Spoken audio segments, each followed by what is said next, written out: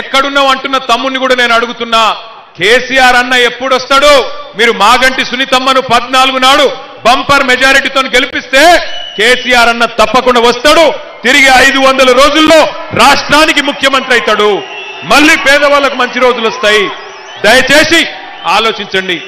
రేవంత్ రెడ్డి వచ్చినట్టు మన యూసుఫ్ కూడా వచ్చి అంటుండంట, ఇంకా 3 ఏళ్లుంది నా ప్రభుత్వం అంటుండంట. మీరు జూబ్లీహిల్స్ లగిన గట్టిగా దిమ్మ తిరిగి మైండ్ బ్లాంక్ అయ్యేటట్టు కొడితే 3 ఏళ్ళు ఉంటాడో 3 నెలలు ఉంటాడో ఆయన సీటుకే గ్యారంటీ లేదు. 3 ఏళ్ళు అంత సినిమా లేదు. మీరు జూబ్లీహిల్స్ లో గట్టిగా కొడితే 3 ఏళ్ళు ఉంటాడో రేవంత్ రెడ్డి, 3 నెలలు ఉంటాడో ఎవరికి ఎరక లేదు.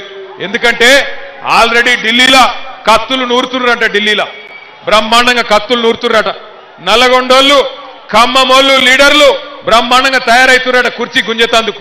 అందుకే ఆ కుర్చీని మడత పెట్టి ఏం చేయాలి? అర్థమైందా నేను చెప్పింది? ఒక పని చేయండి, ఎల్లుండి పోయి గట్టిగా కారు గుర్తు మీద గుద్దుతే అన్ని సెట్ అవుతాయి. ఇంకొక మాట నేను అంటున్నా, ఇక రేవంత్ రెడ్డి ఎసొంటోడు అంటే, అరే మీకు దండం పెడితే ఆగుర్రా భయ్, ఆగురు. రేవంత్ రెడ్డి ఎసొంటోడు అంటే ఎలక్షన్లకు ముందేమో తీయటి పుల్లటి మాటలు చెప్తాడు.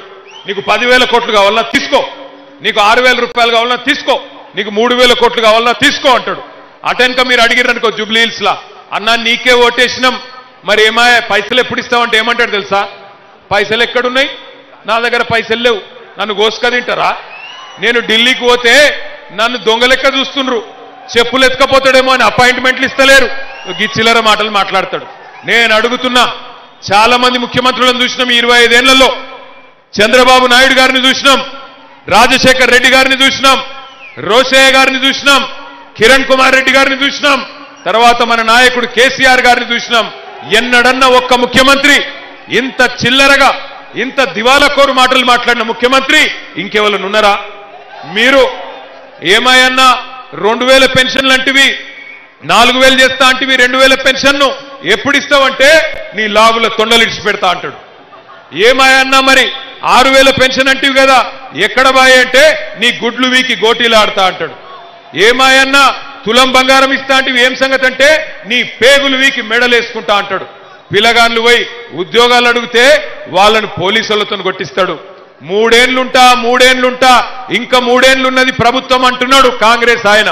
నేను గుర్తు చేస్తున్నా, గెలిచిన ఎమ్మెల్యేలకే ఏమిస్తలేడు.